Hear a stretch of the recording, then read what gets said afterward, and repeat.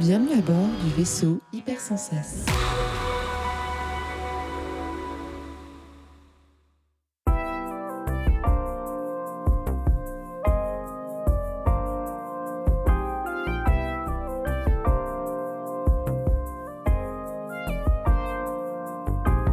Bonjour et bienvenue dans 6388, votre émission qui fait le tour de la création du jeu de société. Je suis Zéphiriel et pour présenter cette émission, bien entendu, je ne suis pas tout seul, je suis accompagné du somptueux Théo Rivière.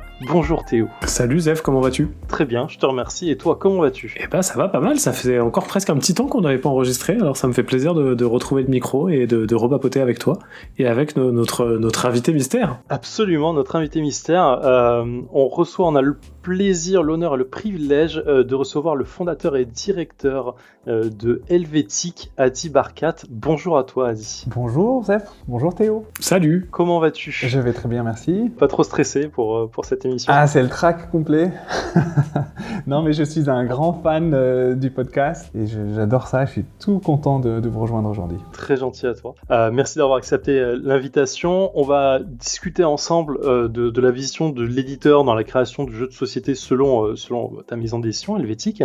On va passer par un premier temps pour se pencher un peu sur toi, sur ton parcours, voir un peu ce qu'est Helvétique exactement, et puis après on va voir ensemble les relations que votre maison d'édition a avec ces différents auteurs.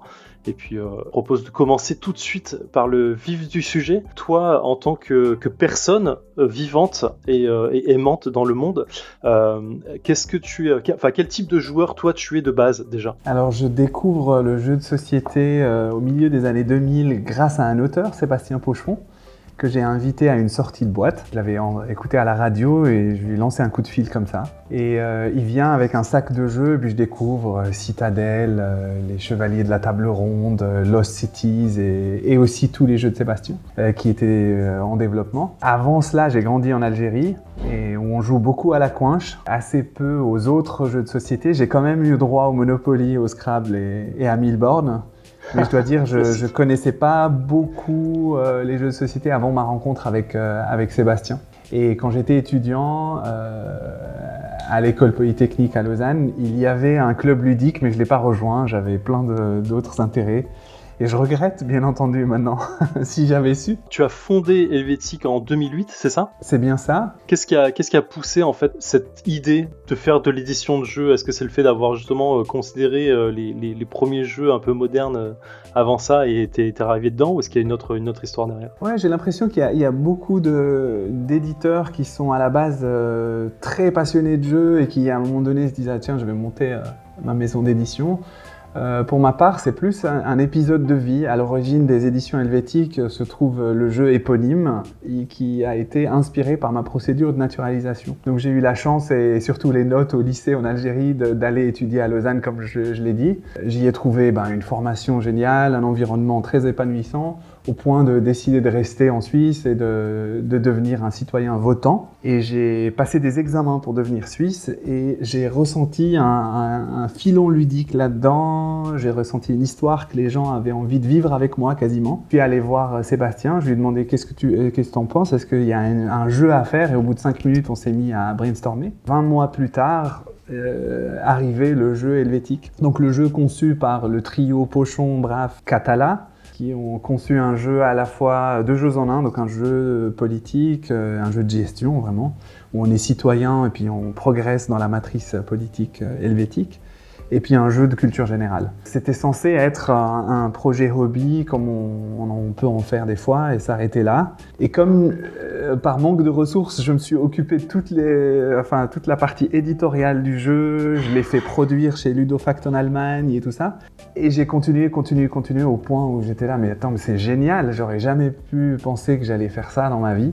Mais allez, on y va, ça devient une maison d'édition et on va éditer d'autres jeux et d'autres livres. J'entends dans ton histoire qu'en fait, toi, tu n'es pas du tout auteur, t'as pas créé le jeu en tant que tel, t'as eu juste l'idée de base et t'as demandé à des auteurs de le faire pour toi, c'est ça ? Oui, exactement. Je pensais que j'allais faire un jeu dans ma vie, donc j'allais pas essayer de concevoir un jeu moi-même. Je suis allé voir des auteurs très confirmés. C'était vraiment une chouette idée, une chouette rencontre. Par la suite, alors là, j'ai conçu d'autres jeux.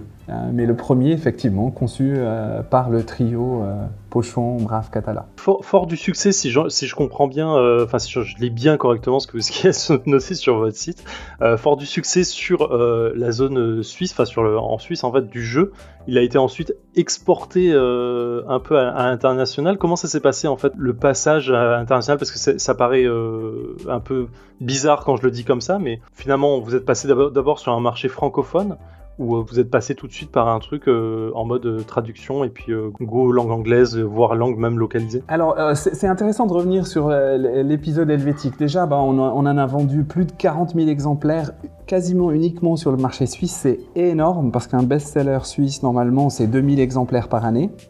On s'est occupé de la distribution nous-mêmes.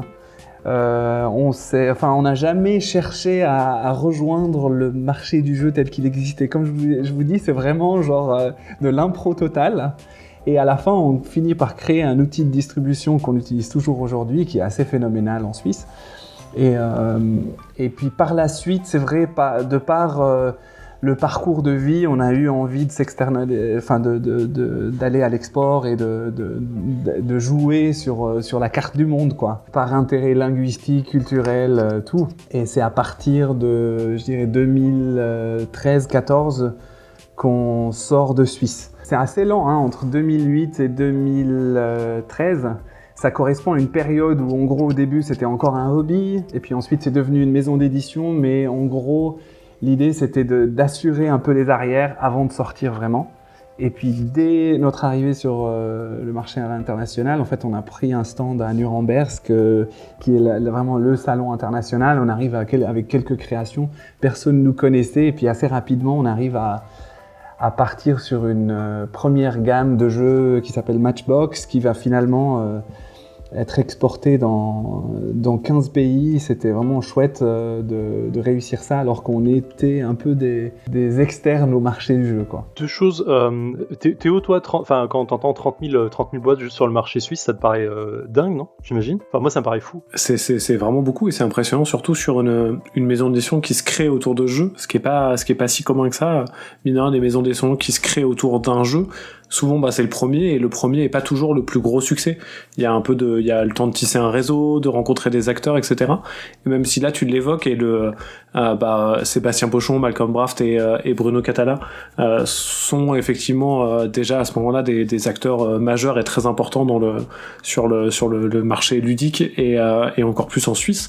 Donc le jeu arrive avec un CV qui donne envie très clairement, mais c'est vraiment un chiffre qui est très impressionnant, je suis d'accord. T'as évoqué, Adi, un moyen de distribution en Suisse qui est formidable. Tu peux nous en dire plus? Ça m'intrigue. Alors oui, normalement, quand on crée un jeu, on cherche un distributeur. Puis dans notre cas, on s'est mis à appeler les boutiques une par une, et puis les livrer nous-mêmes. J'ai même conduit un camion pour aller livrer des palettes de jeux helvétiques, tellement on en vendait à un moment donné. C'est génial. Et en fait, on a tenté le travail avec un distributeur pour la partie germanophone du pays, et des gens super, ça s'appelle Carletto. Et puis assez rapidement, on avait envie de reprendre la main, parce qu'on aimait bien notre façon de travailler avec le jeu helvétique, qui générait de l'enthousiasme. En fait, vous savez, le métier de l'édition, c'est vraiment un métier d'enthousiasme, hein.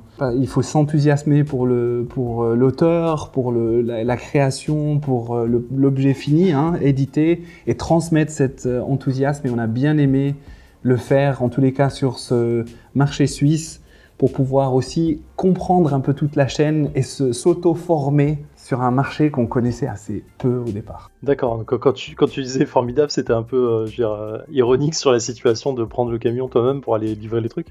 Un petit peu ironique. Non, c'est vrai qu'on pourrait dire qu'on a un outil de distribution qui est surdimensionné pour juste notre catalogue à nous. Du coup, avec le temps, on a pris en distribution certains éditeurs amis comme Cortex, Le Droit de Perdre, et de temps en temps on le fait, mais on n'est pas vraiment des distributeurs, quoi. Et sur ce tout premier jeu, par rapport au marché suisse, c'est directement un jeu qui est disponible en français, en allemand et en italien, ou c'est uniquement une version française dans un premier temps? Alors c'était d'abord une version française dans un premier temps, et puis ensuite assez rapidement une version allemande, allemande, une version italienne et une version anglaise aussi. Ce qui explique ce chiffre de vente donc, qui dépasse les 40 000 pour un jeu qui était quand même relativement cher aussi à l'achat. Donc c'était une expérience assez fondatrice parce qu'on a réalisé que beaucoup de gens qui n'avaient plus joué aux jeux de société en Suisse avaient rejoué grâce à Helvétique et c'est resté un petit peu dans notre ADN. On aime bien attirer des gens qui ne jouent pas forcément vers le monde du jeu. On va revenir un peu d'ailleurs sur Helvétique, sur la maison d'édition en tant que telle. Moi, on a parlé un peu en off sur le conducteur, mais moi j'avais noté méconnu en France point d'interrogation parce que moi j'ai entendu parler d'Helvétique il y a, je vais dire 2 mois maximum. Et j'ai l'impression depuis d'entendre parler beaucoup plus parce que vous avez lancé votre KS il y a pas très longtemps et du coup en fait est-ce que c'est moi qui me fourvoie parce que effectivement je connais pas toute la scène ludique française de base et en fait même française internationale et du coup c'est quelque chose qui est passé en dessous de mon radar. Alors la France c'est quand même notre deuxième ou troisième marché, on va dire deuxième ex-aequo avec les États-Unis.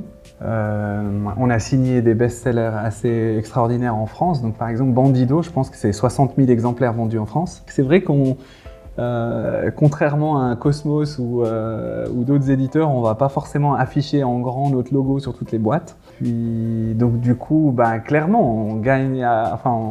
Nous allons être de plus en plus connus. Et je dois dire, il y a aussi un choix sur les 5 dernières années.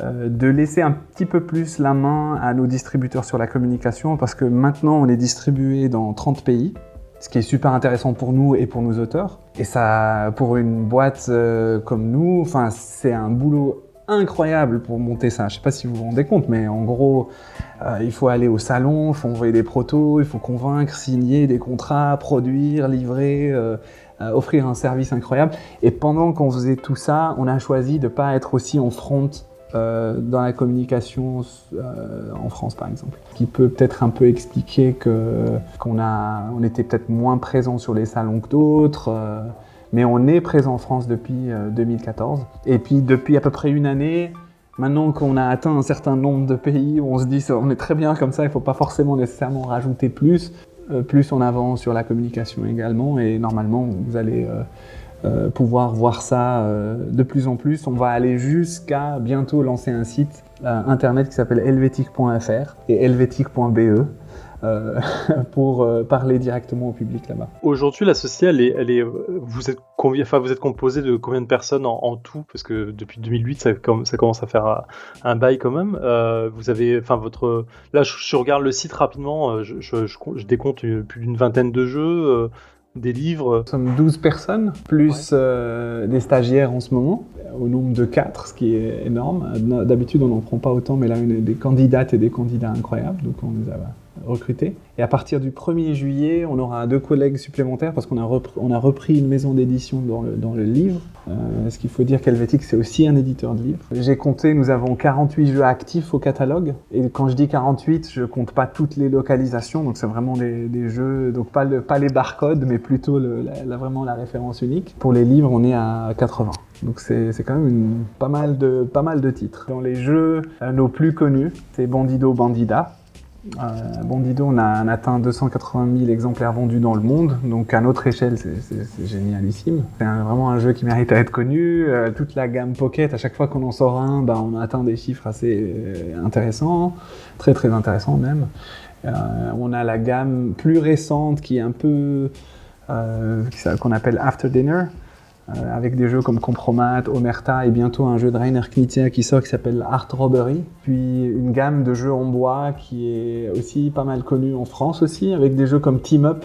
C'est un jeu avec une mini palette en bois et des cartons. Il s'agit d'empiler de manière la plus compacte possible. C'est quoi la ligne éditoriale d'Helvétique aujourd'hui? Alors j'ai envie de commencer par citer justement cette partie de notre ADN de faire jouer des gens qui ne jouent pas forcément. Ça c'est vraiment quelque chose qui nous parle beaucoup. Nous sommes assez fiers quand ça se produit. Donc on va plutôt être dans le jeu plutôt familial, casual comme on dit en anglais, donc des jeux légers qui se jouent au coin d'une table, avant d'aller au lit avec les enfants, après le repas entre adultes, des jeux d'apéro avec une forte rejouabilité, des parties courtes, des règles pas très complexes, parce que des gens qui ne jouent pas très souvent vont pas vouloir se taper une règle trop complexe. Pourtant, nous, dans l'équipe, nous sommes joueurs de joueurs plus complexes, mais dans la ligne édito, on reste pour l'instant là-dedans. Ce qui finalement rime avec ce que j'avais lu sur votre site, c'est chacun de nos titres a pour origine un moment authentique et non un effort pour conquérir le marché. Donc c'est un côté vraiment passionné et passionnel de dire ok, on a envie que les gens jouent parce qu'ils veulent jouer et qu'ils s'amusent, plus qu'on n'a pas envie de vendre de la boîte pour de la boîte. Oui, c'est-à-dire qu'on comprend vraiment ce moment où on redécouvre le jeu de société, où on le découvre pour la première fois. J'ai cité cette rencontre avec Sébastien Pochon en 2005-2006. Et donc en gros, on fonctionne comme ça. On se dit, ah tiens, ça c'est un jeu qui va vraiment plaire à des gens qui jouent pas très souvent. Et du coup, ça va leur donner envie de découvrir peut-être plus de jeux du même auteur, ou peut-être plus d'aller en boutique et chercher autre chose. On va pas forcément poursuivre toutes les tendances incroyables. Par exemple, jusqu'à aujourd'hui, on n'a pas d'escape game à notre catalogue. Même si on sait que c'est des super jeux qui fonctionnent, on va pas poursuivre nécessairement ce genre de tendance à tout prix. On fonctionne pas mal à la rencontre, au coup de cœur aussi. Théo, toi, tu as sorti un jeu chez Helvétique il n'y a pas très longtemps. Tu relayes complètement sur cette idée de jeu passionné qui donne envie de jouer très vite et qui enchaîne. Ouais, clairement, il y avait cette idée et c'est rigolo. On pourra revenir un peu sur Tucano parce que c'est un jeu que j'ai travaillé. Et c'est assez rare que je fasse ça, mais en ayant à l'esprit une volonté de le signer avec Helvétique dès le départ, justement parce que moi j'adore cette petite gamme, la gamme Pocket, dans laquelle il y a effectivement entre autres l'excellent Bandido de Martin Egert Anderson auquel il faut vraiment jouer, hein. C'est vraiment un excellent petit jeu avec un truc très très simple qui est vraiment très élégant et très brillant. Et parce que j'aimais bien cette gamme et parce qu'on s'était croisé avec Adi, je me suis dit à un moment, bah tiens, je me retrouve dans cette gamme là, j'aimerais bien bosser avec eux, je vais essayer de travailler dessus. Et donc j'ai analysé un peu les jeux, ce que je fais pas non plus très souvent avant de bosser avec un éditeur, mais j'ai regardé un peu comment fonctionnaient la plupart des jeux, quel était le matériel prévu, etc. Et c'est vrai qu'il y a ce côté où à chaque fois les jeux ont des règles très très simples et ont cet effet que je trouve assez intéressant, qui est un peu pas en confrontation, mais en opposition directe avec ce que les éditeurs appellent souvent l'effet waouh, qu'il y a certains jeux où quand on te le pitch, ou quand tu regardes le matériel, ou quand tu fais une partie, tu te dis un peu « ce jeu il a l'air exceptionnel ». J'ai pas spécialement l'impression que les jeux dans cette gamme-là me fassent cet effet-là. Par contre, ils ont un autre effet que je trouve tout aussi intéressant, qui est l'effet « encore », que les éditeurs évoquent un petit peu moins, mais qui est à la fin d'une partie de Bandido, c'est impossible de pas en refaire une derrière en fait. Et quand tu joues à la plupart de ces petits jeux, il y a vraiment cet effet très... ça s'explique en 30 secondes, ça se met en place en 10 secondes, et quand tu joues à la fin, t'es genre, ouais, c'était cool, on en referait pas une là, vite fait.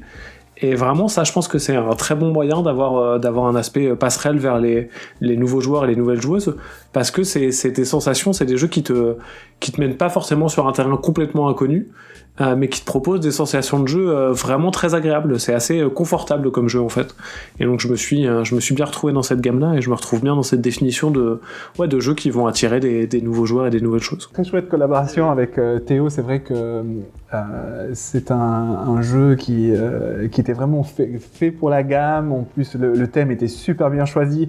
On voit que Théo est auteur, mais il a été éditeur un petit peu avant.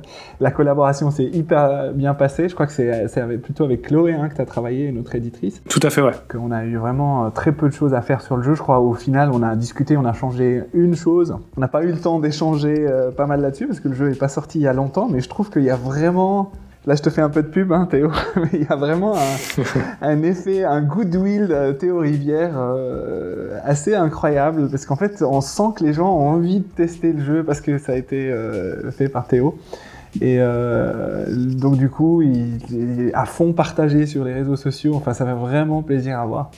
Et ce n'est pas que dans les pays francophones, ça dépasse complètement et c'est vraiment chouette, quoi. Donc ouais, bravo pour ça aussi, pour tout ce que tu fais en plus de nous proposer des protos et d'inventer des jeux, quoi. Je pense que c'est assez important pour les auteurs qui les écoutent d'accompagner un peu leur jeu et jeu après jeu, pas forcément se focaliser sur un seul. On va revenir un peu après là justement sur la relation que vous avez avec vos auteurs. Moi j'avais juste une remarque et une question. En fait, en regardant le blog d'Helvétique, je suis tombé en fait sur Alors, c'est mon impression, encore une fois, très personnelle, mais j'ai eu cette sensation, en fait, de clarté assez folle sur les actualités que vous mettez en avant, qui sont, j'imagine, de toute façon, toujours liées à votre travail d'édition. Mais en fait, j'avais vraiment l'impression qu'il y avait une motivation à montrer des choses différentes qui n'étaient pas forcément reliées au jeu, mais qui étaient liées à la culture ou à la passion en général.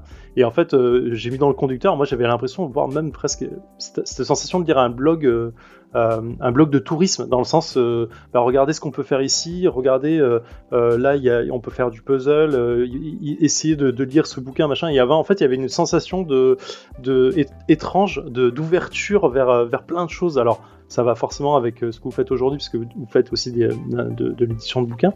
Mais je trouvais ça assez fou, cette sensation en fait d'ouverture. Je sais pas comment la définir mieux que ça. Alors, dans notre métier d'édition, bien entendu, on voit beaucoup de choses. Et en fait, ce qui sort, c'est souvent nos jeux et nos livres. Et des fois, c'est chouette d'avoir un canal où on peut communiquer ces choses qui ne sortent pas forcément, notre culture finalement. Tout ce qu'on découvre, tout ce qu'on a envie de partager, tout cet effort de curation. Et en fait, le blog, on aimerait avoir plus de temps pour ça encore. Donc on fait ce qu'on peut, mais en tout cas ça me fait très plaisir d'entendre un tel commentaire. Et c'est vrai aussi que vous avez une communication qui est vachement tournée autour de l'équipe. Là, je sais pas pourquoi j'ai ça qui me revient en tête, mais il y a pas longtemps vous avez fait une série de petites stories Instagram assez chouettes où vous avez joué un espèce de jeu de cache-cache où vous lanciez la story et il fallait se planquer derrière des arbres, et si jamais tu dépassais au moment où la photo était prise, ça faisait perdre des points. Et il y avait vraiment un truc alors c'est toujours un peu biaisé parce que je demande au boss, donc tu vas jamais dire le contraire, mais j'ai l'impression que vous avez réussi à créer une équipe assez soudée, assez sympathique, et qui a une volonté vraiment de travailler ensemble et de faire des choses même au-delà du boulot, de proposer un contenu centré aussi sur le plaisir de travailler ensemble et de bosser sur des projets qui sont agréables. J'ai beaucoup aimé cette série de stories là, elle était vraiment adorable. Bah merci, et puis c'est vrai que c'est une de nos dimensions les plus fortes. C'est vraiment notre culture interne et notre façon de travailler, vraiment pas du tout hiérarchique, assez ouverte, où en gros les bonnes idées viennent de partout. Voilà, j'espère que ça se ressent aussi dans la communication, et je pense que ça bientôt, je vous le dis, on va changer un petit peu notre identité visuelle. Et on va se doter d'outils pour pouvoir ressortir cet aspect-là encore plus. L'aspect humain en fait de notre travail, que ce soit avec les auteurs, avec les joueurs et les joueuses, et puis à l'intérieur, au sein de l'équipe également. Je pense que des fois on communique un peu trop, juste des boîtes, alors qu'en fait derrière il y a des gens. Quand on vient au bureau, et même quand on est sur Zoom, ben voilà, il y a des gens, quoi. Enfin, c'est surtout ça qui fait aboutir toutes ces idées. On revient encore une fois à l'humain, je crois qu'on le dira dans chaque émission, mais c'est la base de tout, et c'est toujours super agréable d'avoir ce genre de discours et de l'entendre. J'avais la sensation que vous étiez qu'il y avait une petite dimension un peu écolo dans votre façon d'éditer les jeux. Il y a des jeux en bois, il y a des petites boîtes et des trucs comme ça. Alors j'imagine que ça fait partie de la gamme en tant que telle, mais est-ce qu'il y a une dimension pour vous là-dessus ou pas du tout? Ou c'est juste l'occasion ou la façon de faire? Alors, je pense que oui, c'est vrai. On est un éditeur un peu plus écolo, sans l'afficher trop. Parce que honnêtement, des fois, le greenwashing, comme on l'appelle, c'est pas authentique du tout, puis ça nous agace un peu. On va pas le dire et tout ça, et pour marquer des points. Par contre, ça fait très très longtemps qu'on n'intègre plus de plastique dans nos jeux, hormis le cellophanage, parce que là, les boutiques ne l'accepteraient pas. Et même là, on essaye d'évoluer. Mais à l'intérieur, au niveau des choix des composants, etc., des fois, on refuse un jeu parce qu'il y a du plastique dedans. Même quand on adore le jeu et tout ça. Donc, pas au niveau d'être complètement absolu, hein, mais disons, au maximum, on essaye de produire en Europe aussi. Depuis 2008, hein, finalement, on produit quasiment exclusivement en Europe, sauf quand on ne peut pas. Et des fois, on a produit en Chine après avoir fait des études, et vraiment en prenant sa voiture, en allant voir des producteurs de bois dans le Jura, en Italie, etc. pour se dire, bon, ok, on n'arrivera pas à le faire en Europe, on va le faire quand même ailleurs, et ça va aller quand même. Et puis maintenant, cette année, un de nos producteurs, donc Fabryka Kart, qui se trouve en Pologne, avec lequel on travaille depuis 2010, ils ont une étude nouvelle de jeux éco-conçus qui nous ont présenté, qui était super convaincante, on a fait des tests et tout. Puis là, on lance carrément une collection de jeux éco-conçus de A à Z grâce à eux. Et ça va s'appeler Fun by Nature.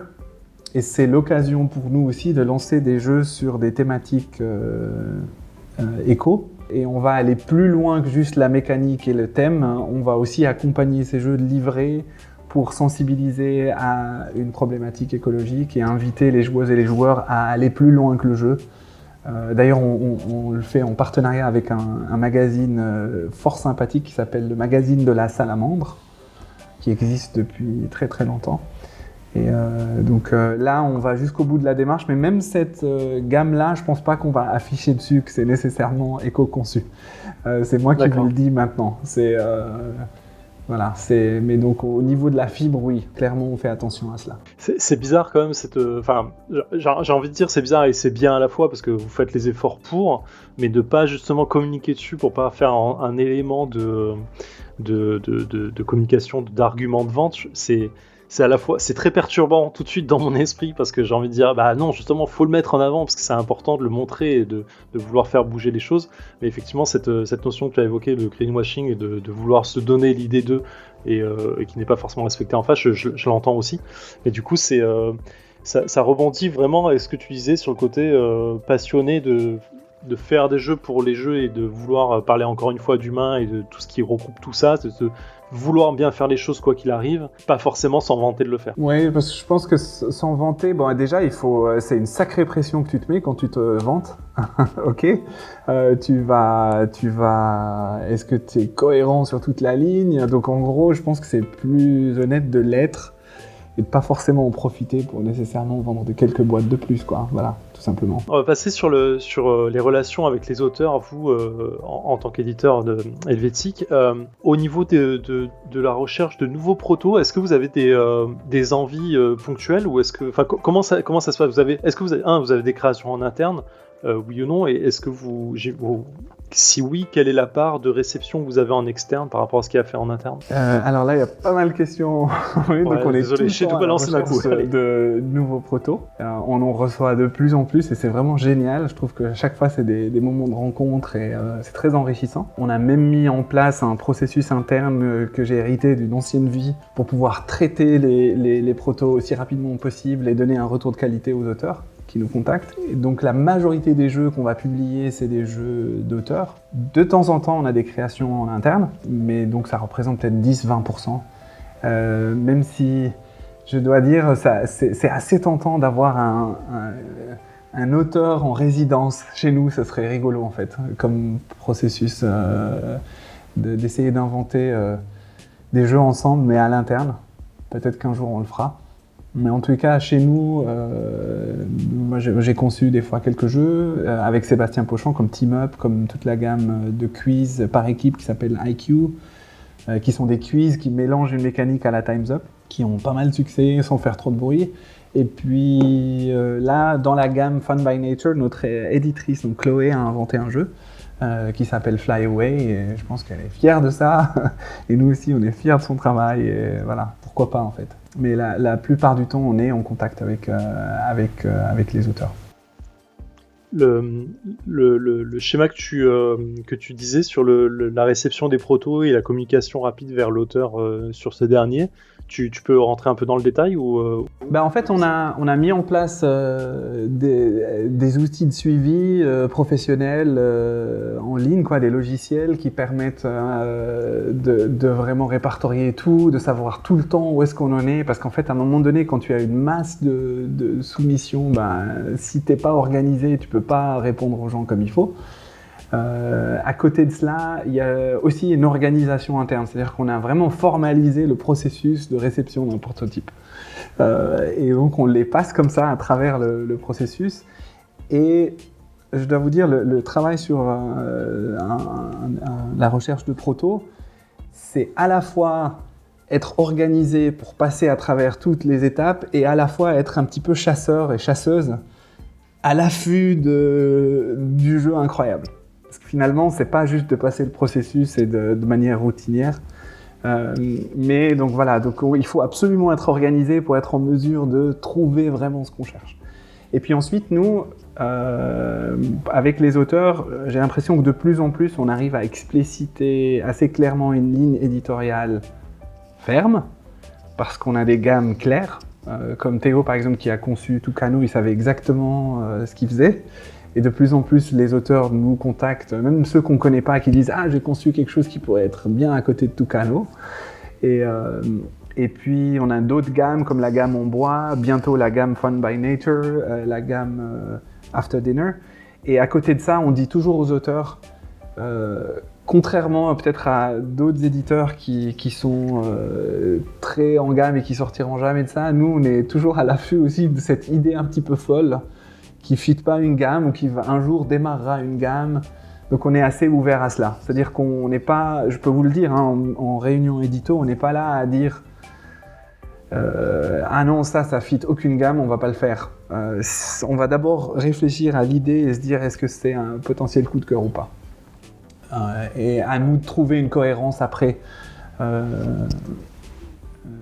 On peut toujours la justifier, la cohérence par après. Théo, toi, tu peux parler tout à l'heure, mais pour rentrer plus dans le détail, alors, je ne sais pas si c'est le bon exemple, parce que tu disais que tu avais déjà en tête l'idée de rentrer le jeu chez Helvétique, parce que du coup, tu l'as formalisé comme ça. Mais résumer finalement le travail qu'il y a eu entre toi et Chloé, ça s'est passé comment ? Ça s'est très très bien passé, pour le coup. Et si je dois raconter un peu l'histoire, parce qu'elle est assez symptomatique, je pense aussi. Symptomatique, c'est pas le bon mot, mais elle est assez révélatrice de la manière dont ça se passe généralement, parce que cette volonté de bosser avec Helvétique, elle vient de deux trucs. D'abord, j'aime bien cette gamme Pocket et donc j'ai eu envie. Et deux, on s'est croisés avec Adi sur un showroom de Essen, si je dis pas de bêtises, ou de Nuremberg, je sais plus. De Essen où moi j'avais joué à Team Up pas longtemps avant, ou du moins je voyais un peu la gamme et comme le milieu est un peu comme ça, je pense que je suis allé voir Adi pour lui dire chouette, j'aime bien ce que vous faites, je suis Théo, on s'est jamais vraiment croisé, mais bravo, j'aime bien votre gamme, elle est cool, Bandido c'est trop bien quoi, qui est un truc que je sais pas, que j'ai appris à faire régulièrement. Quand j'ai bien aimé un jeu, généralement je suis assez peu avare d'aller voir l'éditeur ou l'auteur-l'autrice pour lui dire bah écoute, j'ai joué, bravo, c'était bien, chouette boulot quoi, parce que c'est des trucs où ça fait plaisir quand on te le dit, donc je me dis que ça doit faire plaisir de le recevoir, donc généralement j'essaye de partager. Et puis on a un peu discuté sur ce showroom de SN, et puis moi ça m'a permis de rentrer chez moi en me disant bah cool, Helvétique, j'aime bien ce qu'ils font, et en plus Adi il a l'air vraiment sympa là, c'était cool de papoter 5 minutes, il faut que je fasse un truc avec eux quoi. Donc vraiment l'aspect humain il est vraiment important, et c'est un aspect où pour les auteurs, les autrices, il faut le garder en tête, mais je pense aussi pour les éditeurs, vraiment qui cherchent à récupérer des jeux, soyez sympa avec les auteurs, les autrices, on vous fera encore plus de propositions quoi. Donc vraiment l'humain est vraiment très important. Et puis derrière, je suis passé par Adi quand j'ai fini par digérer ça, et puis quand j'ai fait mon premier proto de Tucano qui s'appelait Toucan à cette époque-là, je lui ai simplement envoyé un mail disant « Hey, tu te souviens, on avait papoté à SN de éventuellement un jour faire un jeu ensemble. Bah voilà, j'ai fait un truc, je sais pas, je me dis que ça peut coller dans ta gamme. Voilà, je t'envoie une vidéo de présentation ou des règles et dis-moi ce que t'en penses. » Et puis on a échangé assez vite, on s'est croisés sur un festival de Cannes. Je vous ai filé le proto à ce moment-là, mais j'étais toujours en contact que avec toi à ce moment-là, Adi. Et puis après, on a échangé un peu par mail. Forcément, c'était 2020, donc c'était une année un peu compliquée sur plein d'aspects, vous vous en doutez. Donc ça a mis peut-être un peu plus de temps. On a mis un peu de temps à réussir à bien se capter, à se mettre d'accord sur pas mal de petits éléments. Mais assez vite, vous avez pris une décision. Et là, tu m'as introduit avec Chloé, donc à gérer vraiment tout le projet. Et pareil, ça s'est très vite, très bien passé. Chloé était super à l'aise, vachement sympa, donc on a échangé, c'était tout de suite très cool. Et puis c'est un aspect qui est difficile à bien déterminer et à bien exprimer même, mais il y avait cet aspect un peu double j'ai senti très vite que à la fois Chloé elle avait envie, et puis Helvétique d'une manière générale, non mais vous aviez envie de faire le jeu tel que je l'avais pensé et de respecter l'expérience de jeu que j'avais envie. Vous n'êtes pas dit à un moment on va changer ça pour faire un autre jeu, parce que parfois tu signes un jeu et tu sens que l'éditeur en fait il veut faire un autre jeu avec le jeu que tu avais envie de faire, et c'est des fois désagréable, mais en même temps vous aviez pas non plus cette passivité qui peut des fois exister de oh bah tout est bien, c'est bon, c'est terminé quoi. Chloé elle a refait des maths pour calculer tous les scorings, elle m'a posé pas mal de petites questions de règles, elle a testé des configurations qui étaient un peu étranges, elle m'a un peu challengé sur pas mal de petits points, même si c'était un petit jeu, donc forcément il y avait moins de matière à retravailler. Mais du coup on a beaucoup échangé sur les mécaniques jusqu'à temps d'avoir un truc qui nous satisfaisait, et ça s'est vraiment passé de manière extrêmement fluide et extrêmement agréable. Il y a vraiment ce côté de « Ah cool, un mail de Chloé, je suis content de le recevoir, on va en discuter, on va voir ce qui va se passer ». Et après, il y a eu, et comme ça c'est à mon tour de mettre un peu de pommade, mais il y a eu aussi une très très belle relation éditoriale, dans le sens où j'ai été très très bien tenu au courant, qui est un autre aspect qui est important pour moi, mais dès que le thème a été parfaitement défini, même si c'était le thème du prototype, à un moment il a fallu approuver que ce thème allait rester, dès que le nom a été un peu discuté, dès que chaque petit point de règle, chaque moment de réalisation graphique, on a échangé, on en a discuté, et puis j'ai été acteur dans ce processus-là. Ce qui est notable parce que c'est pas tout le temps le cas, et ce qui est notable parce que moi j'adore donner mon avis, voir passer les premiers croquis, les premières illustrations, en parler, et donc c'était vraiment super en tout point. Adi, tu relates sur ce qui a été sur ce que Théo dit, c'est un processus qui te semble classique en fait pour toi par rapport aux auteurs? Alors oui, l'arrivée du jeu en vidéo, et puis assez rapidement on saisit que c'est un jeu qui, en fait, il saute des étapes dans le processus que j'ai décrit avant, le processus éditorial. Donc assez rapidement on dit ouh là là, ça c'est vraiment, ça fit parfaitement, on aime bien la mécanique, elle fait pas partie encore de la gamme, etc. Et on aurait pu être effectivement un chouïa plus vite si c'était pas 2020, parce qu'à un moment donné on était en confinement, on pouvait plus tester ensemble, etc. Mais je confirme complètement, et c'était un cas vraiment idéal. Des fois on discute un peu plus, des fois on peut ne pas être d'accord sur la direction du jeu. Nous on est assez humble de manière générale, on va dire nous on a joué, voilà notre retour. On n'essaie pas de dire que c'est un avis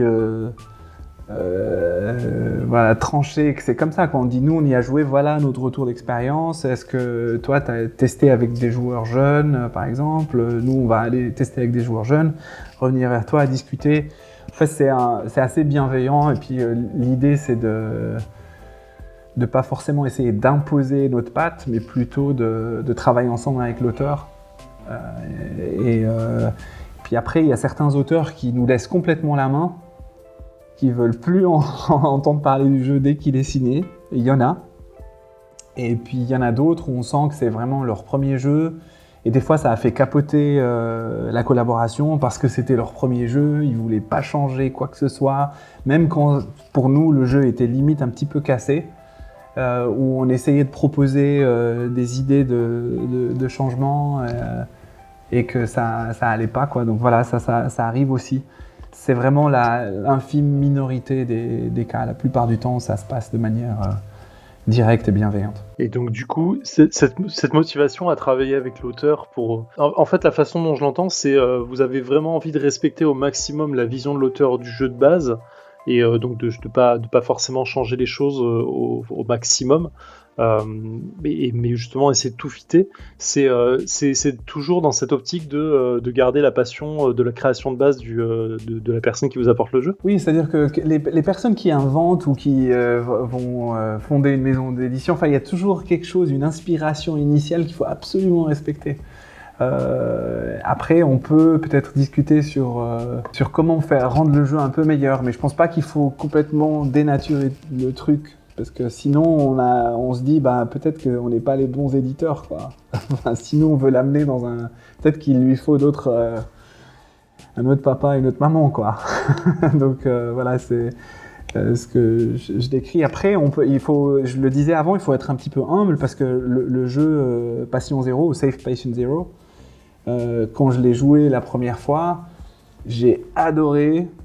Mais en même temps, j'étais là, mais attends, mais qui c'est qui veut être maître de jeu? C'est un jeu où il faut jouer un labo contre un autre labo avec un maître de jeu. J'étais là, mais j'ai jamais envie d'être un maître de jeu. Mais le jeu, il était super intéressant. Et puis ensuite, je l'amène, je le teste avec des enfants, et puis je vois, ils se battent pour être maître de jeu. Je dois dire, j'ai eu des expériences traumatisantes Loup-garou. Je sais pas vous, mais moi je me fais toujours buter au bout du premier ou deuxième tour. Donc c'est un jeu avec maître de jeu où ça va pas. Mais là, honnêtement, je pense que pour revenir sur Passion Zéro, ben voilà, il faut aussi être humble en tant que éditeur. Et des fois, il y a le besoin de rapidement prendre une décision sur un jeu. Puis des fois, on voit après plus de tests que voilà, l'auteur avait raison d'insérer cela. Et puis ensuite, on va peut-être le challenger, surtout sur l'angle mort en fait. Parce que souvent, quand on conçoit quelque chose, quand un auteur qui est déjà publié envoie un proto, c'est que forcément c'est bien ficelé, mais il peut y avoir un angle mort et c'est sur ces aspects-là qu'on va plutôt agir chez nous. Théo, ça t'arrive souvent ça, ce côté éditeur un peu humble qui revient sur ce qu'il disait en disant bon ok finalement t'avais raison sur ta façon de le voir le jeu. J'essaie de réfléchir à comment politiquement dire ça de manière parfaite, mais non, bof pour le coup. C'est assez rare qu'un éditeur change d'avis et c'est assez rare d'avoir des retours longtemps après pour le coup.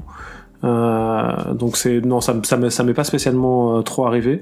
Et je me demande d'ailleurs parce que un autre exemple où j'ai une relation qui ressemblait un peu à celle que tu décris, c'est la relation de travail que j'ai pu avoir avec Greux Games, notamment sur Super Cats. Et je pense que ça vient en partie du fait que Florian Grenier, donc un des deux fondateurs de la boîte, est également auteur de jeux, a eu quelques expériences éditoriales. Et est-ce que tu penses que, Adi, toi, la manière dont en fait t'as déjà créé des jeux, même si au final c'est toi qui les as édités à la fin, mais tu vois un peu comment ça fonctionne, est-ce que tu crois que ça t'aide à avoir le recul et une manière un tout petit peu différente de traiter les auteurs, les autrices, ou est-ce que ça aurait été dans ton ADN et dans l'ADN d'Helvétique, quoi qu'il en soit? Alors oui, clairement, ça m'aide, Théo. Et puis chez nous, on a pas mal la culture du brainstorming à l'interne, où comme je le disais un peu avant, la bonne idée, elle peut venir de partout. Donc en fait, on arrive à évoluer petit à petit, en itération, jusqu'à ce que le jeu soit fini et à garder un petit peu d'ouverture d'esprit par rapport à ce que ça peut être au final. Je sais pas si je m'explique, là j'ai l'impression que c'était pas clair du tout. Et je me retrouve dans ça, et effectivement c'est un truc qui est vraiment essentiel et c'est ce que j'ai vécu sur Tucano et c'est ce que j'essaye de vivre le plus possible dans mes relations éditoriales, c'est cette idée de gentille symbiose, quoi, de se dire que à la fin, il faut quand même mettre un peu son ego de côté et écouter ce que le jeu veut. Et puis, des fois, l'éditeur, il amène des bonnes idées, des fois non. Des fois, l'auteur-l'autrice a une bonne idée, des fois non. Et puis, il faut piocher un peu du bien dans ces brainstorming communs et essayer à la fin, il faut faire le meilleur jeu possible, quoi. C'est vraiment ça la finalité. Et pour ça demande effectivement parfois que l'éditeur, mais aussi l'auteur-l'autrice, c'est vraiment des deux côtés, accepte ce côté de ouais, bof, en fait, c'est toi qui avais raison, j'avais pas spécialement envie parce que c'est chiant d'avoir tort, mais c'est toi qui avais raison et on va faire plutôt comme ça et ça va être pour le bien du jeu. Et c'est agréable quand ça se passe bien sur ces questions-là, quoi. Je pense que pour décrire un peu plus loin aussi, Théo, aller rebondir sur ce que tu dis, c'est pas qu'on n'a pas d'opinion, c'est pas qu'on n'essaie pas de se poser les bonnes questions, etc. C'est que, en gros, des fois, il faut pas juger tout de suite, il faut poser beaucoup de questions. Il faut être dans le dialogue, il faut des fois accepter qu'il y a certaines idées un peu folles qui sont lancées par l'auteur ou par nous. Et puis voilà, et je pense que on regarde où est-ce que ça va. C'est un peu du jazz, quoi. D'accord ? C'est pas une partition de musique classique qu'il faut jouer à la perfection, mais c'est plus du jazz. C'est un peu une improvisation quand on est en train de travailler avec l'auteur. Et la finalité, c'est voilà, il faut laisser un peu le jeu aller où il va finir, quoi. Voilà. Mais au cœur de tout ça, il faut qu'il y ait cet enthousiasme de l'éditeur pour le jeu, parce que du coup, faire son travail de A à Z sera tellement plus facile et on arrivera à passer l'enthousiasme plus loin, plus facilement. On commence par éditer un jeu avec Malcolm Braff et on finit par dire les jeux c'est du jazz, la boucle est bouclée. J'aime beaucoup l'itération du truc, je trouve ça super. Je vais faire une toute petite aparté, peut-être que je remonterai au montage derrière, mais vous avez évoqué plusieurs fois les contrats, la signature contrat. Est-ce qu'on peut en parler un peu de ton expérience, Théo, et du coup voir en généralité ce qui est fait chez Helvétique, ou c'est gênant? Je sais pas, non, on peut en parler pour le coup. Il y avait pas de... Il y a un élément dont je me souviens que j'ai vu dans le contrat Helvétique pour la première fois. En dehors de ça, c'était un contrat assez standard. Il y a une volonté d'ouverture à l'international très très forte, et il y a une gestion des droits internationaux qui est un peu différente, à savoir, et Adi, tu me corriges si je dis des bêtises parce que je le dis complètement de mémoire, que par défaut, il y a une volonté contractuelle de 6 mois, je suis contacté par un éditeur étranger, qui est assez classique sur cet aspect-là, pour faire une version étrangère de Tucano, je me dois d'informer Helvétique. Ce qui est assez logique, hein, cette clause-là, elle est assez fréquente. Mais je crois qu'il y a également une clause qui dit que si vous n'éditez pas le jeu dans certains pays, passé un certain délai qui doit être 3 ans, je crois, je peux récupérer mes droits pour ces 5 ans, je peux récupérer mes droits pour ces pays spécifiques, c'est ça ? C'est ça. Alors, la volonté internationale, elle est dans les faits parce que Bandido est distribué dans 35 pays, donc on ne dit pas que chaque jeu va être dans 35 pays, mais il y a un potentiel, donc on veut se laisser assez de temps pour le travailler. Et on s'occupe de l'export nous-mêmes d'ailleurs, hein. Donc on a une équipe d'export, donc Alizé, Wesley et Aurélie. Et donc, mais par contre, on se dit que si on n'a pas atteint l'objectif au bout de 5 ans, c'est que forcément, on n'arrivera pas à mettre ce jeu en Malaisie et on veut bien rendre la balle à l'auteur. Et parce que lui, peut-être que, ou elle, réussira aussi. Et on a vu que, par exemple, un auteur à succès, Rainer Knizia, le fait beaucoup. Et on trouve que tous les autres auteurs devraient pouvoir le faire aussi. Donc nous, on le rend volontiers. Donc en fait, c'est pas une restitution automatique. On dit juste à l'auteur, si au bout de 5 ans on n'a pas réussi, on s'engage. Et si tu le demandes, on te les rend, et puis toi, tu peux aller démarcher tous les autres pays tout seul. En fait, dans le contrat, je pense que ce qu'il faut... Notre vue sur le contrat, c'est que c'est vraiment un protocole d'accord sur dans quoi on se lance. Donc nous, on affiche notre ambition internationale, on affiche... un temps pour essayer de réaliser l'objet, et puis on essaye d'offrir quelque chose fair-play pour l'auteur et en même temps défendre un petit peu le droit de l'éditeur, parce qu'à un moment donné, quand tu t'engages sur un proto que personne ne connaît et tout d'un coup le jeu atteint une certaine notoriété, un certain succès, je pense que le succès est forcément un petit peu partagé. Et ça, des fois, j'ai l'impression que, pas du tout avec toi Théo, mais peut-être des fois avec d'autres auteurs, souvent des auteurs qui signent peut-être leur premier contrat, j'ai l'impression que c'est pas très bien compris. Donc en gros, on va avoir des questions du genre, voilà, si vous vendez que 50 000 exemplaires et moi je veux partir ailleurs, etc. Et en fait, je trouve que c'est pas nécessairement respectueux du partenariat qu'on a créé pour essayer de commercialiser ce jeu.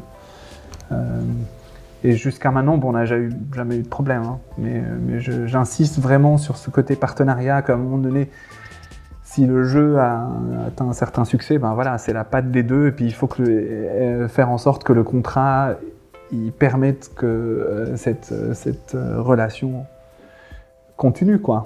Tant que les gens sont engagés à produire, à promouvoir le jeu. Je sais pas ce que ça te dit, toi, Théo. J'ai perdu la fin de ta phrase, mais sur le début, je suis complètement d'accord. Pour moi, c'est vraiment, et on l'a répété plusieurs fois ici, mais c'est essentiel de l'avoir en tête. Signer un contrat d'édition avec un éditeur, c'est un engagement qui se fait dans les deux sens. C'est un engagement qui est important. Là, Tucano, c'est presque un contre-exemple parce que c'est allé assez vite, mais tout de même, on a dû travailler un certain temps avec Chloé. On a échangé beaucoup de mails, on a passé beaucoup de moments à discuter du jeu. Il faut que ça soit une relation qui soit basée sur la confiance. Si tu pars du postulat quand tu signes ton contrat que l'éditeur te veut du mal, ça marchera pas parce que c'est trop compliqué derrière dans la relation. Tout comme, et je le répète, mais parce que c'est un leitmotiv de cette émission, tout comme si tu pars du postulat que l'éditeur te rend un service en signant et en sortant ton jeu. Non, c'est vraiment une relation gagnant-gagnant qui doit être basée sur la confiance et qui doit être fait dans un espace où tout le monde est assez sereine de se dire ça va bien se passer, on va vivre une belle aventure et ça va être génial. C'est pas pour ça que ça sera le cas. Je pense que pas mal d'auteurs ont vécu des relations éditoriales qui n'étaient pas aussi chouettes que ce qu'ils avaient envisagé, anticipé. Mais dans l'absolu, il faut partir au moment où on signe le contrat d'un postulat super positif de tiens, je signe avec Helvétique ou avec n'importe qui d'autre, mais parce que je leur fais confiance, ça va bien se passer, ça va être génial, on va en vendre on va en vendre plein et tout le monde va être ravi à la fin, quoi. faut vraiment partir de ce postulat-là, je pense. Alors, et puis moi, je te dis, on considère absolument pas notre relation avec les auteurs comme un service. D'ailleurs, c'est pour ça qu'on prend le temps d'expliquer pourquoi des fois on va pas s'engager sur un jeu. Parce que surtout quand les jeux qui atteignent l'étape dans le processus où on va jouer le proto, etc. Là, écoute, on prend un quart d'heure, on écrit un retour à l'auteur parce que c'est une relation qu'on va bâtir. C'est un retour qui est intéressant potentiellement pour l'auteur. Donc en fait, on ne voit pas du tout ça comme un service à l'auteur.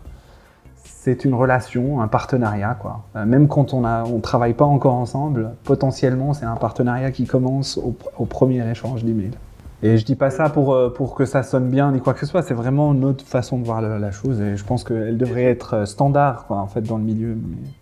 Non mais ça se ressent beaucoup en fait dans tout ton discours depuis le début, donc je crois, enfin de mon côté je comprends complètement l'idée et j'y crois fort, et puis je pense que Théo est plutôt d'accord avec toi sur le fond aussi. À fond, ouais. Et encore une fois, moi c'était, et c'est pas parce que t'es là, je l'ai déjà dit plusieurs fois, mais c'était une très chouette relation éditoriale dans cette absolue où je me suis senti effectivement respecté, écouté, et puis on a vraiment eu un échange, quoi. Il y avait pas ce côté de bah voilà, le proto il est signé, gros bisous, on se revoit dans 8 mois et voilà la boîte finale, bonne journée, quoi.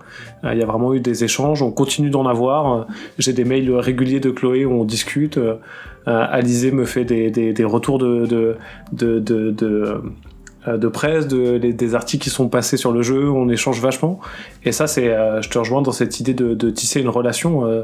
C'est vachement important et c'est vachement agréable quand ça se passe bien, quoi. J'ai l'impression qu'on a fait le tour. Est-ce que Théo, est-ce que tu vois, il y a des oublis ou des idées que tu as envie d'injecter ? On aurait pu parler un peu, mais c'est un très gros sujet, donc j'ai peur qu'on signe pour une heure, mais de Kickstarter et de Save the Passion Zero qui vient d'arriver, enfin qui est en train de se finir plutôt, mais qui est passé par Kickstarter, qui est atypique par rapport à ce que vous avez fait. Non, je veux bien vous faire un retour d'expérience parce qu'on est en plein dedans.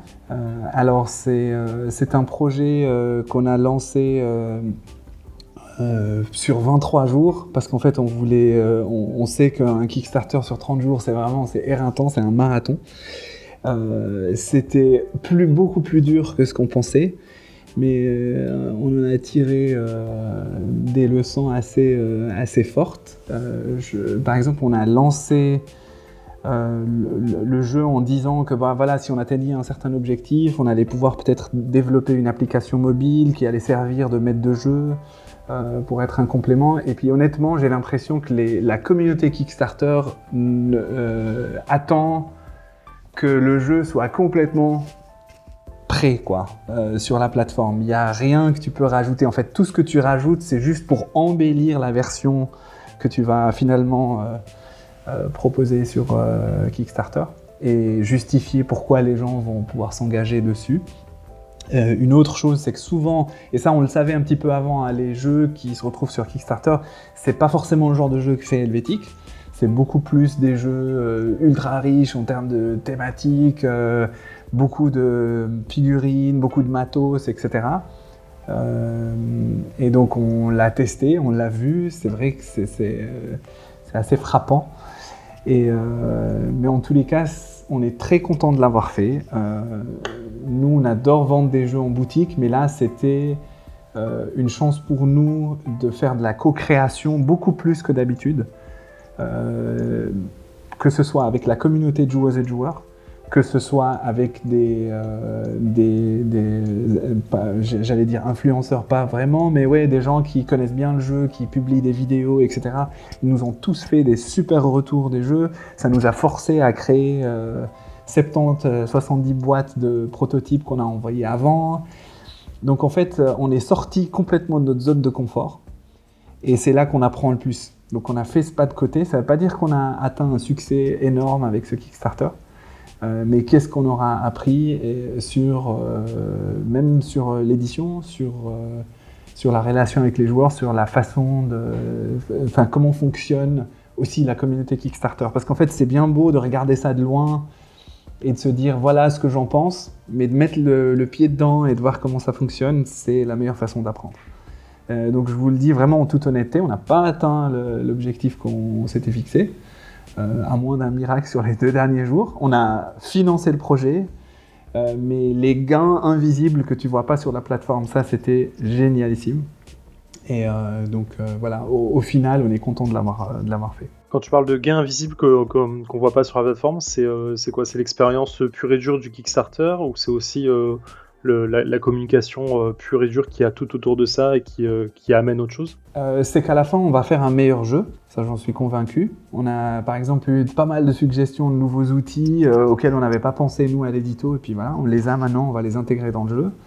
Et l'autre aspect, c'est vraiment l'aspect communication. C'est vrai qu'on a pu entrer en contact avec beaucoup de gens partout, en Corée, aux États-Unis, en Italie, en Espagne, en France. Je vous l'ai dit tout au début du podcast qu'en gros, pendant pas mal de temps, on était concentré à vraiment éditer des beaux jeux et les livrer un peu partout dans le monde. Et depuis peu, on fait un petit peu plus de communication. Puis là, c'était un très très chouette terrain de jeu pour cela. Et on a noué des contacts qui seront très utiles par la suite pour nous, et aussi des fois des relations géniales, quoi. Juste les retours des gens, même les gens qui disaient bon, moi, je t'écris un mail, je suis honnête et droit au but, voilà ce que je pense de ton jeu, tadada, tadada, tadada. Et puis nous, vraiment, on n'a pas surréagi à tous ces retours, on les a tous récoltés, puis un jour on s'est assis, puis on a tout regardé, et c'était super enrichissant. Donc ça se voit pas tout de suite sur la plateforme Kickstarter si vous allez sur la page, mais c'est des choses qui se passent chez nous, et ça c'était pas mal, quoi. C'était vraiment bien. Théo, tu voulais réagir sur le KS? Non, c'est intéressant, merci pour ton retour super sincère et franc en fait, pour le coup. C'est rare que, même si le projet n'est pas terminé, effectivement, on te capte à quelques jours de la fin. Donc c'est rare d'avoir une réaction un peu à chaud de fin de campagne, donc c'est vachement précieux, donc merci pour ça. Pour le coup, là, je pense qu'on a vraiment fait le tour. Merci à toi, Adi, d'avoir été là pour cette heure d'émission et pour avoir répondu à nos questions et avoir livré tes impressions sur tout ça. C'est super agréable. Merci à toi, Zef, et merci Théo aussi. Et ça va continuer à être un plaisir de vous écouter.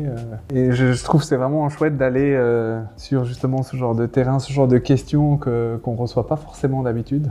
Ça nous permet aussi, nous, de réfléchir et d'essayer de trouver, mettre des mots sur des choses avec lesquelles on travaille tous les jours, mais qu'on n'exprime pas. Ah, écoute, c'est très gentil. Super, merci à vous deux, à fond. Merci beaucoup. Théo, on se retrouve pour la prochaine émission. C'est vrai. D'ici là, prenez soin de vous, encore une fois. On ne sera pas où on sera, mais j'espère qu'on sera bien loin de tout ça, de cette condition sanitaire. Et puis, kiffez bien, jouez bien, et puis voilà. Ciao. Salut. Salut.